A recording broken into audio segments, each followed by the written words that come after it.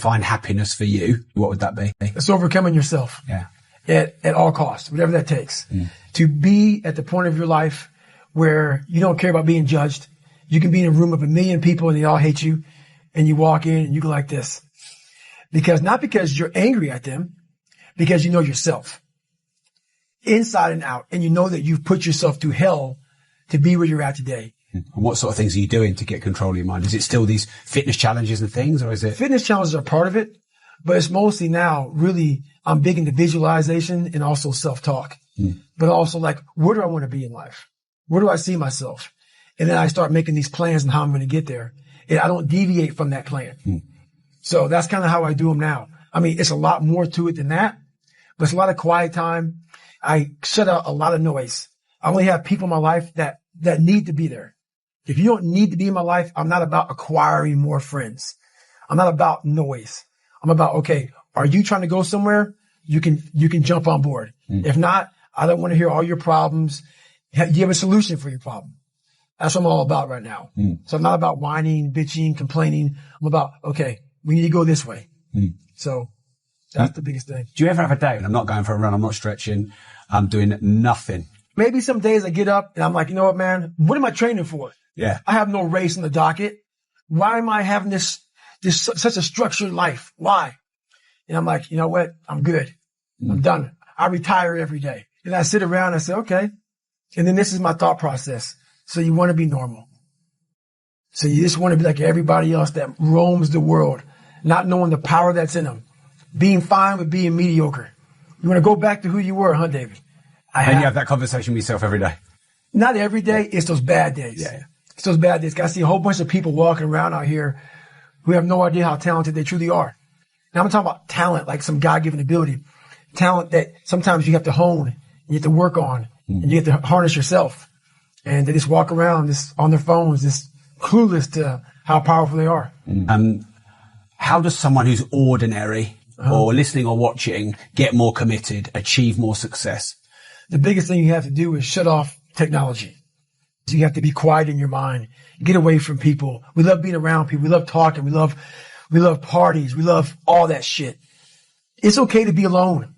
It's also okay to be unhappy. It's okay to be unhappy sometimes, man. So you gotta go to the truth first. Who are you? Get really accountable and say, okay, who am I? What's the truth about me? Get to that dark place in your mind. Figure out. It may take months. It may take years. Figure out your purpose. Figure out what you want to be in life. And then from there, okay, I have my purpose. It may take a long time. No one knows their purpose because it's too loud. You got to start planning. People love the planning phase because it's very comfortable. Then from the planning phase, you got to go to execution. So the execution phase where we all hate, because that's where the real work begins. And that's when the failure happens, and the failure. So, but that's kind of how you have to do it. Is there any part of what you do in your day that actually you just really enjoy? Honestly, what's funny about this is people may hear all this and say, God, this guy's such a structured guy, talking about demons, getting over things. That sounds like his whole life. It's true, but I'm the most peaceful person on the planet Earth, even with like the conversation. I got to go to the gym. I have to do this, I have to do that.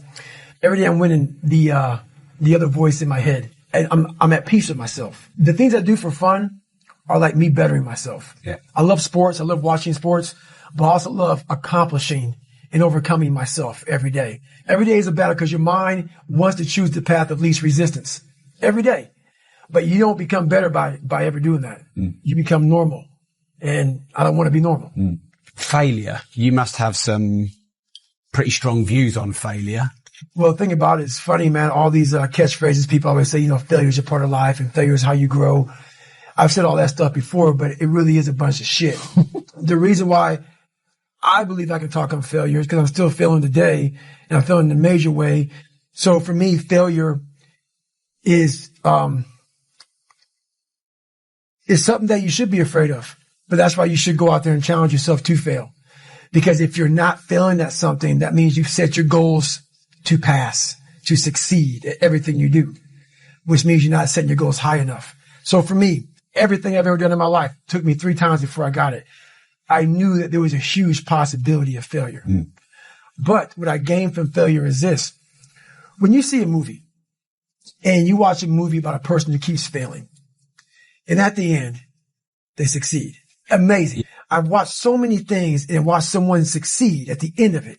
It's like, God, I want to feel like that. But failure causes that one feeling. Without that failure involved, you don't have that feeling.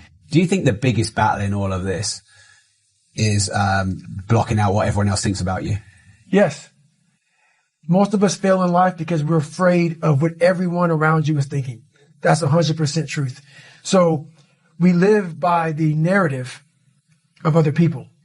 When I first called a recruiter to be a Navy SEAL and I was 297 pounds, the first recruiter looked at me and said, "You're not going to be able to make this, man." So what he was doing was he was projecting his energy on me. He knew he couldn't be a fucking Navy SEAL. A lot of us who are negative people, all we do is project how we feel on other people. So what happens is there's a lot of negative people walking around the planet Earth who are afraid to try. So we are afraid to fail. Why? I told you, man. Shouldn't even try it, dude. Just chill out, relax. Why are you so crazy? Why are you so obsessed? So all that stuff drives the quitting mind, I call it. The mind wants to quit. The mind's tired. The biggest problem in this world is other people, not yourself. It's other people in your head. They are puppet mastering you pretty much on your life. Yeah. Because I realized once I was talking to myself the right way, I went from this piece of shit kid who thought he was dumb, not successful, insecure, who stuttered when I first saw somebody, to a person who can now do all these things just because I now control my own mind. And I don't care. A lot of people say they don't care. But they do. They care like when you get to the point where you really fucking don't care, you don't have to say you're dangerous. I'm not saying don't care like, I don't care if I do that. No, when you don't care about other people and how they view you, about how you walk, how you talk, how you dress, where you want to go with your life. You know, growing up, I didn't want to tell anybody I wanted to be in the military. Because why? Some of my black friends, I was afraid of what they think. You know, why do you want to join the fucking military, man? Why the fuck you want to do that shit? I was afraid of what other people thought about me. So now, when I go in the military, I didn't know you want to fucking join the military. Yeah, I didn't tell you because I was afraid of what you thought. Once again, man, you're allowing other people to shackle your mind. It's the worst thing in the world. Great. Emotions. Have you tried to control? Emotion is a beautiful thing. If you're emotional, that's bad. Yeah.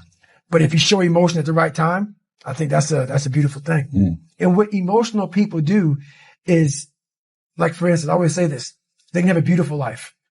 Husband and wife, kids, everything they want. But it's the one thing that they don't have that makes them emotional. So that emotion makes them focus on what they don't have. Emotion makes them focus on everything negative. So your mind loves that. It loves talking to other people. People love to bitch and complain about everything.